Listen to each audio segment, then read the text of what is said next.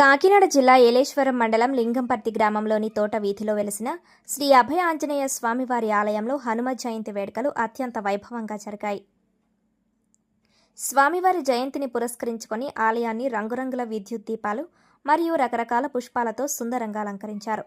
గ్రామమంతా భక్తి వాతావరణం నెలకొనగా వేకువజాము నుండే భక్తుల రద్దీ మొదలైంది. శాస్త్రోక్తంగా సంప్రదాయబద్ధంగా స్వామివారికి అభిషేకాలు, అర్చనలు నిర్వహించేందుకు ఆలయ నిర్వాహకులు భారీ ఏర్పాట్లు చేశారు.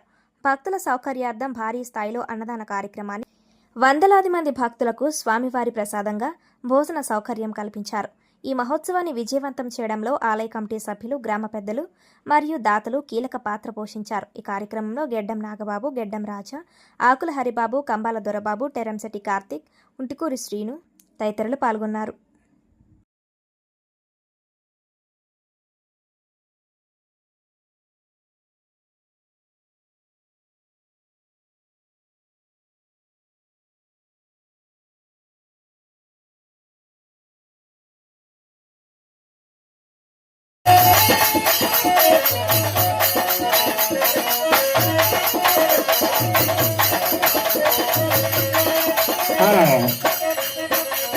వాటర్ ప్యాకెట్తో మాత్రం చేతులు